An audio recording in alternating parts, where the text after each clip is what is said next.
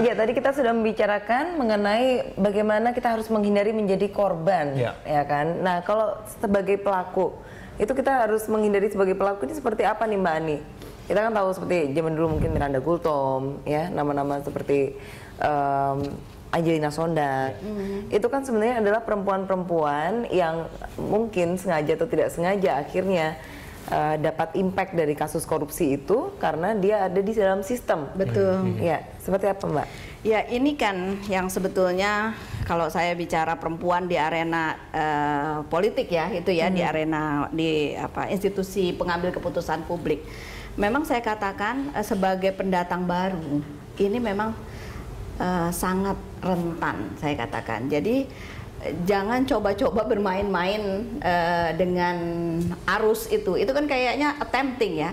Kalau dia punya ambisi, dia punya ini ingin naik menjadi dipromot dengan macam-macam. Oh, kamu tadinya anggota biasa mau jadi ketua pansus, ketua banggar dan macam-macam. Ini ada ambisi dia ada keinginan gitu, ingin jadi elit di partai gitu ya. Nah, itu ambisi itu gitu loh. Sekali lagi ini kan orang relasi kuasa lahirnya sebagai minority di institusi yang seperti itu. Ini akan kalau dia nggak kuat, nggak tangguh, nggak bersinergi, nggak berjejaring, nggak paham itu semua aturan main loopholesnya, dia yang akan terkena duluan. Tapi apakah memang sistemnya seperti itu Mbak? Ini kita harus bermain kotor gitu supaya naik jabatan sampai juga. Wanita pun? Enggak juga. Jadi saya katakan ini tadi.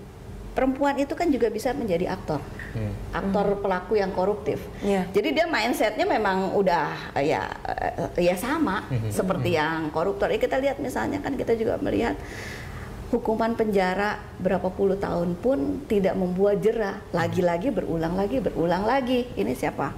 Yang kemarin itu pengusaha itu perempuan yang berdandan tetap bisa mengatur ininya dari penjara, bisnisnya dari penjara. Jadi sekali lagi bukan hanya korban, bisa juga dia di dalam skala yang tertentu dia aktor yang mungkin lebih dahsyat juga sebagai koruptor gitu, nggak kalah dengan koruptor yang lain. Jadi jangan terbawa arus, itu kuncinya. Jadi korupsi itu nggak ada genderless, bisa apa namanya, bisa dilakukan oleh laki-laki dan perempuan siapapun, dan bisa menimpa siapapun, kita perempuan dan laki-laki gitu. Ya, Mbak Ayu mungkin menghindari korupsi sebagai pelaku akhirnya tidak mau masuk legislatif atau gimana nih? Kalau artis menurut saya itu ya harus berhati-hati lah karena rentan ya, apalagi wanita itu kan selalu menarik ya. Jadi mungkin kalau misalnya harus hubungannya dengan karir atau pekerjaan itu mesti jelas ikatan kerjanya, harus ada bukti-buktinya supaya kemudian hari kalau misalnya menutup, oh saya nggak mau bekerja dengan politisi atau tidak mau dipanggil oleh Pemda, misalnya takut nanti dananya markup atau apa, jadi perjanjiannya harus jelas.